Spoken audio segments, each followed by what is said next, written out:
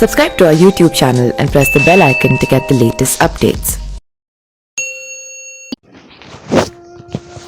भगवान श्री राम की मृत्यु वरण में सबसे बड़ी बाधा उनके प्रिय भक्त हनुमान थे, क्योंकि हनुमान के होते हुए यम की इतनी हिम्मत नहीं थी कि वो प्रभु श्री राम के पास पहुंच चुके, पर स्वयं श्री राम से इसका हल निकाला।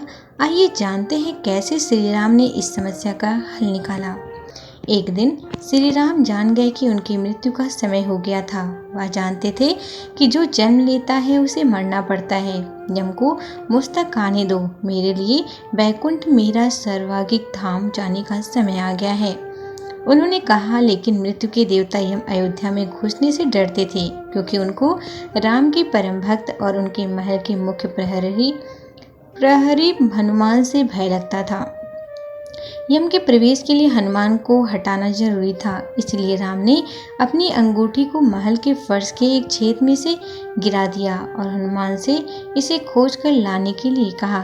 हनुमान ने स्वयं का स्वरूप छोटा करते हुए बिल्कुल भंवरे जैसा आकार बना लिया और केवल उस अंगूठी को ढूंढने के लिए छेद में प्रवेश कर गए। वह छेद केवल छेद नहीं था, बल्कि एक सुरंग का रास्ता था जो सांपों के नगर नागलोक तक जाता था। हनुमान नागों के राजा वासुकी से मिले और अपने आने का कारण बताया। वासुकी हनुमान को नागलोक के मध्य में ले गए, जहां अंगूठियों का पहाड़ जैसा ढेर लगा हुआ था। यहाँ आपको राम की अंगूठी अवश्य ही मिल जाएगी, वासुकी ने कहा। हनुमान सोच में पड़ गए कि वो कैसे उसे ढूंढ पाएंगे, क्योंकि ये तो भूसे में सुई ढूंढने जैसा है। लेकिन सौभाग्य से जो पहली अंगूठी उन्होंने उठाई वो राम की अंगूठी थी।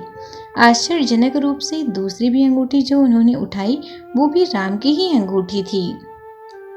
वास्तव में वो सारी अंगूठी जो ढेर में थी सब एक ही जैसे थी। इसका क्या मतलब है, वह सोच में पड़ गए। वासुकी मुस्कुराए और बोले, जिस संसार में हम रहते हैं वो सृष्टि व विनाश के चक्र से गुजरती है। इस संसार के प्रत्येक सृष्टि चक्र को एक कल्प कहा जाता है। हर कल्प के 4 युग या 4 भाग होते हैं। दूसरे भाग या त्रेता युग में राम अयोध्या में जन्म लेते हैं। एक वानर इस अंगूठी का पीछा करता है और पृथ्वी पर राम मृत्यु को प्राप्त होते हैं। इसीलिए यह सैकड़ों हजारों कल्पों से चली आ रही अंगूठियों का ढेर है। सभी अंगूठियां वास्तविक हैं। अंगूठियां गिरती रहीं और इनका ढेर बड़ा होता रहा।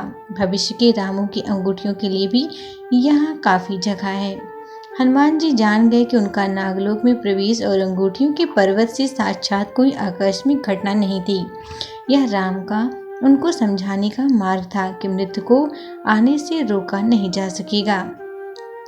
राम मृत्यु को प्राप्त होंगे, संसार समाप्त होगा, लेकिन हमेशा की तरह संसार पुनः बनता है और राम भी पुनः जन्म लेंगे।